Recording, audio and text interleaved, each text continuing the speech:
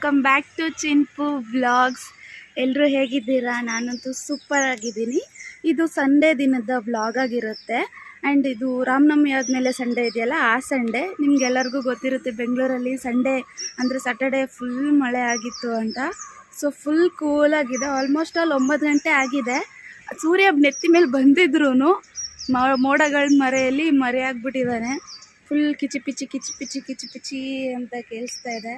And ಈ ಫ್ಲವರ್ನ ನಾನು ತೋರಿಸಿದ್ದೀನಲ್ಲ ನೋಡಿ, ಇದರಲ್ಲೆಲ್ಲ ಹೊಸ ಹೊಸ ಎಲೆಗಳೆಲ್ಲ ಬೆಳೆದು ಈ ರೀತಿ ಕಾಯಾಗಿದೆ. ಇದು ಹೊಡೆದ್ರೆ ಇವಾಗ ವೈಟಾಗಿ ಎಲ್ಲ ಬರುತ್ತೆ. ಹಾಯ್ ಮಾಡೋ ಒಳೊಬ್ಳು ಬದಲು. ಗಿಡಗಳೆಲ್ಲ ಒಂದು ಸ್ವಲ್ಪ ಇವಾಗ ಮಳೆ ಬಂದಿದೆ ಅಲ್ಲ, ಒಂಚೂರು ಚೆನ್ನಾಗಿ ಎಲ್ಲ ಕಡೆಯೂ ಚಿಗುರಿದೆ. ಇದೆಷ್ಟು ಕಿತ್ತಾಕಿದ್ರೂ ಈ ಹುಲ್ಗಳೆಲ್ಲ ಮತ್ತೆ ಬೆಳಿತಾನೇ ಇರುತ್ತೆ. So welcome back to Chinpu vlogs. So ಇವತ್ತಿನ ವ್ಲಾಗ್ ಏನಂತ ಹಾಗೆ ನೋಡೋಣ. ಒಂದು ಸ್ವಲ್ಪ ಸಣ್ಣ ಪುಟ್ಟ ಚಟ್ನಿ, ಹಾಗೆ ನಂದು ಓಟ್ಸ್ ರೆಸಿಪಿ ಎಲ್ಲ ತೋರಿಸೋಣ ಅಂತ ಅಂದ್ಕೊಂಡಿದ್ದೀನಿ. So welcome back. ಅಮ್ಮ ಟಿಫನ್ಗೆ ಅಂತೇಳಿ ಇಡ್ಲಿ ಎಲ್ಲ ಮಾಡಿಟ್ಟು ಹೋಗಿದ್ದಾರೆ. ಸೊ ಅಮ್ಮ ಚಟ್ನಿ ಬೇಕು ಅಂತ ಹೇಳ್ತಾ ಇದ್ಲು. ಅದಕ್ಕೋಸ್ಕರನೇ ಚಟ್ನಿ ಮಾಡೋದಕ್ಕೆ ಸಿಂಪಲಾಗಿ ಎಲ್ಲದನ್ನು ರೆಡಿ ಮಾಡ್ಕೊಂಡಿದ್ದೀನಿ. ಏನಂದರೆ ನಾನು ಒಂದು ಅರ್ಧ ಹೋಳು ತೆಂಗಿನಕಾಯಿನ ಈ ಥರ ಸಣ್ಣದಾಗಿ ಕಟ್ ಮಾಡಿಟ್ಕೊಂಡು, ಒಂದು 10-12 ಹಸಿಮೆಣ್ಸಿನ್ಕಾಯಿ, ಇದಷ್ಟು ಖಾರ ಇಲ್ಲ ಸೊ ಅದಕ್ಕೆ ಜಾಸ್ತಿ ತೊಗೊಂಡಿದ್ದೀನಿ. ಹಾಗೆ ಒಂದು ಗಡ್ಡೆ ಬೆಳ್ಳುಳ್ಳಿ, ಹಾಗೆ ಒಂದು ಚೂರು ಏನಿದು ಹುಣಸೆ ಹಣ್ಣು ತೊಗೊಂಡಿದ್ದೀನಿ. ಹಾಗೆ ಒಂದು ಇಡಿ ಆಗೋಷ್ಟು ಕೊತ್ತಂಬರಿ ಸೊಪ್ಪನ್ನ ತೊಗೊಂಡಿದ್ದೀನಿ. ಸೊ ಇವಾಗೆಲ್ಲ ಇದನ್ನೆಲ್ಲನೂ ಜಾರ್ಗೆ ಹಾಕಿ ಒಂದು ಸ್ವಲ್ಪ ಉಪ್ಪು ಹಾಕಿ ಚೆನ್ನಾಗಿ ಗ್ರೈಂಡ್ ಮಾಡಿಕೊಂಡ್ರೆ ಸಿಂಪಲಾಗಿ ಚಟ್ನಿ ರೆಡಿ ಆಗಿಬಿಡುತ್ತೆ. ಬನ್ನಿ ಮಾಡೋಣ.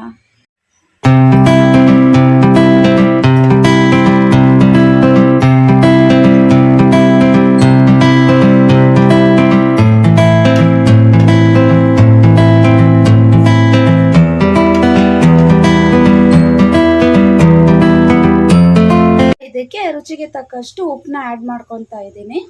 ಸೊ ಆ್ಯಡ್ ಮಾಡಿಕೊಂಡು ಒಂದು ಸ್ವಲ್ಪ ನೀರು ಹಾಕ್ಕೊಂಡು ಇದನ್ನು ಫೈನಾಗಿ ರುಬ್ಕೋಬೇಕಾಗುತ್ತೆ.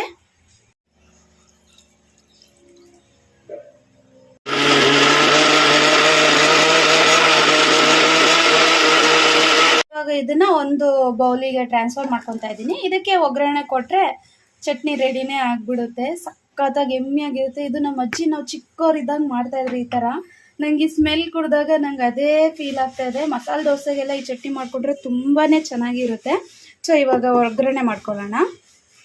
ಈಗ ಒಗ್ಗರಣೆನ ಮಾಡ್ಕೊಳ್ಳೋದಕ್ಕೆ ಒಗ್ಗರಣೆ ಪ್ಯಾನ್ನ ಇಟ್ಟು ಅದಕ್ಕೆ ಸ್ವಲ್ಪ ಲೈಟಾಗಿ ಎಣ್ಣೆನ ಹಾಕ್ಕೊತಾ ಇದ್ದೀನಿ. ಒಂದು 2 ಸ್ಪೂನ್ ಆಯಿಲ್ನ ಹಾಕ್ಕೊಳ್ಳಿ. ಆದಮೇಲೆ ಸಾಸಿವೆನ ಹಾಕ್ಕೊತಾ ಇದ್ದೀನಿ. ಸಾಸಿವೆ ಎಲ್ಲ ಚೆನ್ನಾಗಿ ಸಿಡಿದ್ಮೇಲೆ ಇದಕ್ಕೆ ನಾನು 1 ಸ್ಪೂನ್ ಆಗೋಷ್ಟು ಕಡಲೆಬೇಳೆನ ಹಾಕ್ಕೊತಾ ಇದ್ದೀನಿ. ಸೊ ಕಡಲೆಬೇಳೆನ ಹಾಕೋದ್ರಿಂದ ಅದು ಚಟ್ನಿ ಮಧ್ಯೆ ಸಿಗಬೇಕಾದ್ರೆ ತುಂಬಾ ಒಂದು ಒಳ್ಳೆ ಒಂದು ಫ್ಲೇವರ್ನ ಕೊಡೋದು, ಒಂದು ಸ್ವಲ್ಪ ಚೆನ್ನಾಗಿರುತ್ತೆ ತಿನ್ನಬೇಕಾದ್ರೆ. ಸೊ ಅದಕ್ಕೋಸ್ಕರ ಸಾಸಿವೆ ಎಲ್ಲ ಸಿಡಿದ್ಮೇಲೆ ನಾನು 1 ಸ್ಪೂನ್ ಆಗುವಷ್ಟು ಕಡಲೆಬೇಳೆನ ಹಾಕ್ಕೊತಾ ಇದ್ದೀನಿ. ಇದಕ್ಕೆ ಒಂದು ಸ್ವಲ್ಪ ಕರಿಬೇವಿನ ಸೊಪ್ಪು, ಬ್ಯಾಡಮಿ ಮೆಣಸಿನ ಮುರಿದಿಟ್ಕೊಂಡಿದ್ದೀನಿ. ಸೊ ಅದನ್ನು ಹಾಕ್ಕೊತಾ ಇದ್ದೀನಿ. ಇವಾಗ ಒಗ್ಗರಣೆ ರೆಡಿ ಆಯಿತು. ಅಂತ ಸ್ಮೆಲ್ ಬರ್ತಾ ಇದೆ. ಸೊ ಇದನ್ನು ನಾವು ಇವಾಗ ಚಟ್ನಿಗೆ ಆ್ಯಡ್ ಮಾಡೋಣ. ಸೊ ಒಗ್ಗರಣೆನ ಚಟ್ನಿಗೆ ಹಾಕ್ಕೊತಾ ಇದ್ದೀನಿ. ಸ್ಮೆಲ್ಲೇ ಒಂದು ಅದ್ಭುತ ಗಾಯ್ಸ್, ಎಷ್ಟು ಗಮ್ ಅಂತ ಇರುತ್ತೆ ಗೊತ್ತಾ. ಒಗ್ಗರಣೆ ಜೊತೆಗೆ ಚೆನ್ನಾಗಿ ಮಿಕ್ಸ್ ಮಾಡಿಕೊಂಡ್ರೆ ಬಿಸಿಯಾಗಿ ಇಡ್ಲಿ ಜೊತೆ ತಿನ್ನೋದಕ್ಕೆ ಚಟ್ನಿ ಅಂತೂ ರೆಡಿ ಆಗೋಯ್ತು. ಸಖತ್ತಾಗಿರುತ್ತೆ. ಇದನ್ನು ದೋಸೆಗೆ, ಚಪಾತಿಗೆ ಎಲ್ಲದಕ್ಕೂ ಟ್ರೈ ಮಾಡಿ. ಸಿಂಪಲಾಗಿ ಬೇಗನೆ ಆಗೋಗುತ್ತೆ. ಸೊ ಆಲ್ಮೋಸ್ಟ್ ಆಲ್ ನಾನು ಎಲ್ಲನೂ ಸಿಂಪಲಾಗೆ ಮಾಡೋದಕ್ಕೆ ಟ್ರೈ ಮಾಡ್ತೀನಿ. ಬಿಕಾಸ್ ಸಂಡೇ ಸ್ವಲ್ಪ ರೆಸ್ಟ್ ಸಿಗೋದಕ್ಕೆ ಟೈಮ್ ಅಂತ ಇರುತ್ತೆ. ಬಿಕಾಸ್ ನಾವು ವೀಕ್ ಫುಲ್ಲು ವರ್ಕ್ ಮಾಡಿರ್ತೀವಿ. Monday to Saturday full complete 8:30 to 7 work ಆಗಿರುತ್ತೆ ನನಗೆ. ಸೊ ಅಟ್ಲೀಸ್ಟ್ ಆಲ್ಮೋಸ್ಟ್ ಆಲ್ ನಾನು ಸಂಡೇ ಎಲ್ಲನೂ ಸಿಂಪಲಾಗಿ ಮಾಡೋದಕ್ಕೇನೆ ಟ್ರೈ ಮಾಡ್ತೀನಿ. ಸೊ ನಿಮಗೂ ಈ ಥರ ಸಿಂಪಲ್ ರೆಸಿಪೀಸ್ ಬೇಕಂದರೆ ನನ್ನ ಚಾನಲ್ನ ಸಬ್ಸ್ಕ್ರೈಬ್ ಮಾಡ್ಕೊಳ್ಳಿ. ಆ್ಯಂಡ್ ಇವಾಗ ನಾನು ಇದು ಅಮ್ಮುಗೆ ಮತ್ತು ನಮ್ಮ ಅಜ್ಜಿಗೆ ಟಿಫನ್ನ ರೆಡಿ ಮಾಡೋದಕ್ಕೆ ಇಡ್ಲಿಗೆ ಚಟ್ನಿ ಮಾಡಿಟ್ಟಿದ್ದೀನಿ. ನನಗೆ ನಾನು ಓಟ್ಸ್ನ ಮಾಡ್ಕೊತೀನಿ. ಓಟ್ಸ್ ಮೀಲ್ನ ನಾನು ತಿನ್ನೋದು, ಡಯಟಲ್ಲಿದ್ದೀನಿ ಅಂತ. ಸೊ ಅದನ್ನು ಹೇಗೆ ಮಾಡೋದು ಅಂತ ತೋರಿಸ್ತೀನಿ ಬನ್ನಿ. ನೋಡಿ ಇಡ್ಲಿನ ಎಷ್ಟು ಸಾಫ್ಟಾಗಿ ಮಾಡ್ತಾರೆ ಅಂದರೆ ನಿಜವಾಗ್ಲೂ ಚೆನ್ನಾಗಿರುತ್ತೆ. ಬೇಕಿದ್ರೆ ನೀವು ಇಡ್ಲಿ ಹಿಟ್ಟಿನ ರೆಸಿಪಿ ಅಂತ ಕಮೆಂಟ್ ಮಾಡಿ. ನೀವು ನೋಡ್ತಾ ಇರ್ಬೋದು ನೋಡಿ ಎಷ್ಟು ಸಾಫ್ಟಾಗಿದೆ ಇಡ್ಲಿ ಅಂತ. ನಾನು ಅದನ್ನು ಒಂದಿನ ನಮ್ಮ ಅಮ್ಮನ ಜೊತೆ ಮಾಡಿಸಿ ನಿಮಗೆ ಬ್ಲಾಗ್ನೂ ಮಾಡ್ತೀನಿ, ಒಂದು ಬ್ಲಾಗ್ನ ಮಾಡ್ತೀನಿ ನಮ್ಮಮ್ಮ ಮಾಡಬೇಕಾದ್ರೆ. ನೋಡಿ ಎಷ್ಟು ಸಾಫ್ಟಾಗಿ ಏನು ಚೆನ್ನಾಗಿ ಬರುತ್ತೆ. ನಮ್ಮಮ್ಮ ಇದಕ್ಕೆ ಇಡ್ಲಿ ಅಕ್ಕಿ ಬರುತ್ತೆ, ಇಡ್ಲಿ ಅಕ್ಕಿ ಅಂತ ಸಿಗುತ್ತೆ. ಸೊ ಅದನ್ನು ಯೂಸ್ ಮಾಡ್ತಾರೆ ಇಡ್ಲಿ ಮಾಡೋದಕ್ಕೆ. ಸೊ ಇವಾಗ ನಾನು ಅಮ್ಮಗೆ ಹಾಕ್ಕೊಡ್ತಾ ಇದ್ದೀನಿ. ಅವಳಿಗೋಸ್ಕರನೇ ಇವಾಗ ಚಟ್ನಿ ಮಾಡಿದ್ದು. ಅವಳಿಗಂತೂ ಚಟ್ನಿ ಅಂದರೆ ಸಿಕ್ಕಾಪಟ್ಟೆ ಇಷ್ಟ. ಬರೀ ಚಟ್ನಿನೇ ತಿನ್ನು ಅಂದರೂ ತಿಂದ್ಬಿಡ್ತಾಳೆ. ಅವಳಿಗೆ ಏನೇ ಮಾಡಿದ್ರು ಚಟ್ನಿ ಇರಬೇಕು. ಅನ್ನಕ್ಕೂ ಚಟ್ನಿ ಕೊಟ್ಟರು ತಿಂತಾಳೆ, ಚಪಾತಿಗೂ ಚಟ್ನಿ ಬೇಕು. ಅವಳಿಗೋಸ್ಕರನೇ ಇವಾಗ ನಾನು ಚಟ್ನಿ ರೆಸಿಪಿನ ಮಾಡಿದ್ದು. ಸೊ ಇವಾಗ ಅವಳಿಗೆ ಕೊಟ್ಟು ರಿವ್ಯೂ ಕೇಳೋಣ ಬನ್ನಿ. ಅವಳಿಗೆ ಇಡ್ಲಿ ಕೊಟ್ಬಿಟ್ಟು ರಿವ್ಯೂ ಹೇಳಂದರೆ ಮ್ಯಾಚ್ಕೊಂಡು ಓಡೋಗ್ಬಿಟ್ಲು. ಸೊ ಅವಳಿಗೆ ಟಿಫನ್ ಆಯಿತು, ಅಜ್ಜಿ ಟಿಫನ್ ಮಾಡ್ತಾ ಇದ್ದಾರೆ. ಈಗ ನಾನು ಈ ಓಟ್ಸ್ ಟಿಫನ್ನ ಮಾಡ್ಕೊತಾ ಇದ್ದೀನಿ. ಸೊ ಇದಕ್ಕೆ ಏನಂದರೆ ನಾನು ಒಂದು 3 ಸ್ಪೂನ್ ಆಗೋಷ್ಟು ಓಟ್ಸ್ನ ತೊಗೊಂಡಿದ್ದೀನಿ. ಹಾಗೆ 1 ಸ್ಪೂನ್ ಆಗೋಷ್ಟು ಚಿಯಾ ಸೀಡ್ಸ್ ಬರುತ್ತಲ್ಲ ಅದು, ಹಾಗೆ ಒಂದು 5 ಬಾದಾಮಿ, ಒಂದು 4 ಗೋಡಂಬಿ, 3 ಖರ್ಜೂರನ ತೊಗೊಂಡಿದ್ದೀನಿ, ಮತ್ತು ಒಂದು 10 ಏನದು ದ್ರಾಕ್ಷಿನ ತೊಗೊಂಡಿದ್ದೀನಿ. ಸೊ ಇದೆಲ್ಲನೂ ನಾನು ನೈಟೇನೆ ಸೋಕ್ ಮಾಡಿಡ್ತೀನಿ. ಇದನ್ನು ನೈಟೇ ಸೋಕ್ ಮಾಡಿಡೋದ್ರಿಂದ ಇದನ್ನು ಡ್ರೈ ಹಾಗೆ ಯೂಸ್ ಮಾಡಿದ್ರೆ ಗ್ಯಾಸ್ಟ್ರಿಕ್ ಪ್ರಾಬ್ಲಮ್ ಆಗುತ್ತೆ. ಸೊ ಅದಕ್ಕೋಸ್ಕರ ನಾನು ಇದನ್ನು ನೈಟೇನೆ ಸೋಕ್ ಮಾಡಿ ಇಟ್ಕೊಂಡಿದ್ದೀನಿ. ಹಾಗೆ ಇದಕ್ಕೆ ನಾನು ಒಂದು ತುಂಬ ಹಣ್ಣಾಗಿರೋ ಅಂಥ ಒಂದು ಬನಾನಾನ ತೊಗೊಂಡಿದ್ದೀನಿ.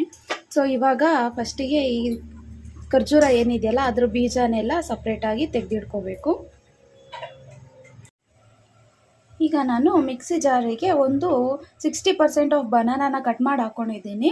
ಸೊ ಇನ್ನು ಮಿಕ್ಕಿದ್ದನ್ನು ಈ ಥರ ಸಣ್ಣ ಸಣ್ಣ ಪೀಸ್ ಮಾಡ್ಕೊಂಡಿದ್ದೀನಿ. ಇದನ್ನು ನಾವು ತಿನ್ನಬೇಕಾದ್ರೆ ಮಧ್ಯೆ ಮಿಕ್ಸ್ ಮಾಡ್ಕೊಂಡು ತಿನ್ನೋದ್ರಿಂದ ಒಂಥರ ಚೆನ್ನಾಗಿ ಬಾಯಿಗೆ ಸಿಗ್ತಾಯಿದ್ರೆ ಚೆನ್ನಾಗಿರುತ್ತೆ ಅಂತ.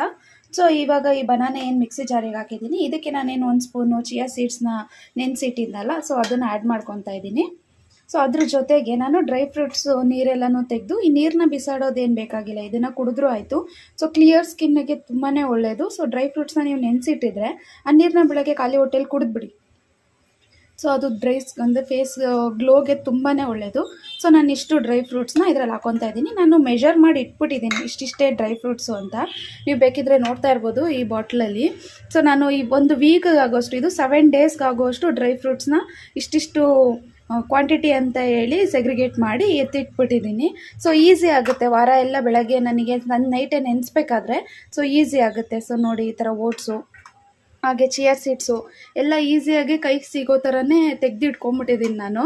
ಸೊ ಅದನ್ನು ಮಾಡೋದೇ ಒಂದು ದೊಡ್ಡ ಕೆಲಸ ಆಗಬಾರ್ದು. ಆ್ಯಂಡ್ ಇದು ತುಂಬ ಕ್ವಿಕ್ ಆ್ಯಂಡ್ ಈಸಿಯಾಗಿ ಆಗೋವಂಥದ್ದೊಂದು ಇದು. ಸೊ ಇವಾಗ ಇದಕ್ಕೆ ನಾವೇನು ನೆನೆಸಿಟ್ಕೊಂಡಿದ್ವಲ್ಲ ಓಟ್ಸ್ನ, ಸೊ ಅದನ್ನು ಹಾಕ್ಕೊತಾ ಇದ್ದೀನಿ. ಆ್ಯಂಡ್ ಇದಕ್ಕೆ ನಾನಿವಾಗ ಕಾಯಿಸಿ ಆರಿಸಿರೋ ಅಂಥ ಒಂದು ನಾರ್ಮಲ್ ಪ್ಲೇನ್ ಹಸುವಿನ ಮಿಲ್ಕನ್ನು ಸೇರಿಸ್ಕೊತಾ ಇದ್ದೀನಿ. ಸೊ ಇದ್ರ ಬದಲು ನಾವು ಬಾದಾಮಿ ಮಿಲ್ಕ್ನ ಸೇರಿಸ್ಕೋಬೋದು. ಹಾಗೆ ಕಾಯಿದು ಬರುತ್ತಲ್ಲ, ಕಾಯಿನ ಚೆನ್ನಾಗಿ ರುಬ್ಬಿ ಅದರಲ್ಲಿ ಹಾಲು ತೆಗೆದು ಕಾಯಿ ಹಾಲನ್ನೂ ಸೇರಿಸ್ಕೊಬೋದು. ನಾನಿವಾಗ ಪ್ಲೇನ್ ಮಾಮೂಲಿ ಹಸುವಿನ ಹಾಲನ್ನೇ ಕಾಯಿಸಿ ಆರಿಸಿರೋದು. ಬಟ್ ಇದಕ್ಕೆ ಸಕ್ಕರೆ ಏನೂ ಆ್ಯಡ್ ಮಾಡ್ತಾಯಿಲ್ಲ. ನೀವು ಅಷ್ಟೇ ಸಕ್ಕರೆ ಏನೂ ಆ್ಯಡ್ ಮಾಡ್ಕೊಬಿಡಿ ಡಯಟಲ್ಲಿದ್ದಾಗ. ಸೊ ಅದು ಸಕ್ಕರೆ ಎಲ್ಲ ಆ್ಯಡ್ ಮಾಡ್ಕೊಂಬಿಟ್ರೆ ಡಯಟ್ ಅಂತ ಅನಿಸಲ್ಲ. ಬಟ್ ಬೇಕಿದ್ದರೆ ನಾವು ಟೇಸ್ಟಿಗೆ ತಿಂತೀವಿ ಅನ್ನೋರು ಬೇಕಿದ್ದರೆ ಸಕ್ಕರೆ ಆ್ಯಡ್ ಮಾಡ್ಕೋಬೋದು. ಬಟ್ ನಾನು ಇದಕ್ಕೆ ಲಾಸ್ಟಲ್ಲಿ ಸ್ವೀಟ್ನೆಸ್ಸಿಗೆ ನಾವು ಬನಾನ ಹಾಕಿದ್ದೀವಿ, ತುಂಬ ಹಣ್ಣಾಗಿರೋ ಅಂಥ ಬನಾನ ಹಾಕಿರೋದ್ರಿಂದ ಅದೇ ನ್ಯಾಚುರಲ್ ಆಗಿ ಸ್ವೀಟ್ನೆಸ್ ಕೊಡುತ್ತೆ. ನನಗಷ್ಟು ಸಾಕಾಗುತ್ತೆ. ಇನ್ನೂ ಸಾಲಿಲ್ಲ ಅಂದರೆ ಬೇಕಿದ್ದರೆ ಹನಿನ ಆ್ಯಡ್ ಮಾಡ್ಕೊಬೋದು. ಸೊ ಇವಾಗ ಇದೆಲ್ಲನೂ ನೀಟಾಗಿ ರುಬ್ಕೊಂಡು ಬರ್ತೀನಿ. ಇವಾಗ ನಾನು ಇದನ್ನು ಒಂದು ನನ್ನ ಬೌಲಿಗೆ ಟರ್ನ್ ಮಾಡ್ಕೊತಾ ಇದ್ದೀನಿ. ಇದರಲ್ಲಿ ಬಾದಾಮಿ ಅದೆಲ್ಲನೂ ನೀಟಾಗಿ ಫೈನಾಗಿ ಪೇಸ್ಟ್ ಆಗಬೇಕು ಅಂತ ಏನಿಲ್ಲ. ಅದೆಲ್ಲ ಒಂಚೂರು ತರ್ತರಿಯಾಗಿದ್ದರೆ ಚೆನ್ನಾಗಿರುತ್ತೆ ತಿನ್ನಬೇಕಾದ್ರೆ. ಸೊ ಇದು ನನ್ನ bowl, morning healthy breakfast bowl. ಇದಕ್ಕೆ ನಾನೇನು ಕಟ್ ಮಾಡಿ ಇಟ್ಕೊಂಡಿದ್ನಲ್ಲ ಬನಾನಾನ, ಸೊ ಅದನ್ನು ಹಿಂಗೆ ಆ್ಯಡ್ ಮಾಡ್ಕೊತಾ ಇದ್ದೀನಿ. ಗಾರ್ನಿಷ್ ಅಂತ ಏನಿಲ್ಲ, ಬಟ್ ತಿನ್ನಬೇಕಾದ್ರೆ ಸ್ವಲ್ಪ ಜಾಸ್ತಿ ಸ್ವೀಟ್ನೆಸ್ ಬೇಕು ಅಂತ ಅನಿಸ್ದಾಗ ಈ ರೀತಿ ಬನಾನ ಸ್ವಲ್ಪ ಬಾಯಿಗೆ ಸಿಗ್ತಾಯಿದ್ರೆ ಚೆನ್ನಾಗಿರುತ್ತೆ ಅಂತೇಳಿ ಅಷ್ಟೇ. ಸೊ ನೋಡಿದ್ರಲ್ಲ, ಇದಿತ್ತು ಹೆಲ್ತಿ ಬ್ರೇಕ್ಫಾಸ್ಟ್. ಇದನ್ನು ಸ್ಮೂತಿ ಅಂತಲೂ ಕರಿಬೋದು, ಬಟ್ ನಾನು ಇದನ್ನು ಬೌಲಿಗೆ ಹಾಕ್ಕೊಂಡೆ ತಿನ್ನೋದು. ಬಟ್ ಅದು ಕೆಲವೊಬ್ಬರೆಲ್ಲನೂ ಓಟ್ಸ್ನ ಹಾಗೆ ನೆನೆಸಿ ಹಂಗೆ ತಿಂತಾರೆ. ನನಗೆ ಅದು ತಿನ್ನೋಕೆ ಇಷ್ಟ ಆಗಲ್ಲ. ಈ ರೀತಿ ರುಬ್ಬಿಟ್ರೆ ಎಲ್ಲ ಮಿಕ್ಸ್ ಆಗಿರುತ್ತಲ್ಲ, ಅಟ್ಲೀಸ್ಟು ಬೇಗ ತಿನ್ಕೊಂಡು ಹೋಗ್ಬಿಡ್ಬೋದು ಅಂತ. ಸೊ ನಾನು ಈ ರೀತಿನ ಟ್ರಿಕ್ನ ಫಾಲೋ ಮಾಡೋದು ಆ್ಯಕ್ಚುಲಿ. ಸೊ ನೋಡಿ ಹೇಗಿದೆ ಅಂತ. ಈ ಬೌಲ್ ಸ್ವಲ್ಪ ಚಿಕ್ಕದೆ, ವೀಡಿಯೋದಲ್ಲಿ ಸ್ವಲ್ಪ ದೊಡ್ಡದಾಗಿ ಕಾಣಿಸ್ತಾ ಇದೆ ಅಷ್ಟೇನೆ. ಸೊ ಇದರಲ್ಲಿ ಒಂದು 3-4 ಸ್ಪೂನ್ ಆಗೋಷ್ಟು ಓಟ್ಸ್ ಅಷ್ಟೇ ಹಾಕಿರೋದು ನಾನು. ಅದನ್ನು ಬಿಟ್ಟು ನಾನೇನೇನು ತೋರಿಸ್ತೆ ಅದೆಲ್ಲ ಹಾಕಿದ್ದೀನಿ. ಸೊ ಇದಾಗಿತ್ತು ಕಂಪ್ಲೀಟ್ ನನ್ನ ಬೆಳಗಿನ ಮಾರ್ನಿಂಗ್ನ ಓಟ್ಸ್ ಮೀಲ್. ಸೊ ನೀವು ಸಹ ಟ್ರೈ ಮಾಡಿ, ಹೆಲ್ದಿಯಾಗಿರಿ. ಈಗಿಂದನೇ ನಾವು ಹೆಲ್ದಿ ಲೈಫ್ನ ಸ್ಟಾರ್ಟ್ ಮಾಡಬೇಕಾಗುತ್ತೆ.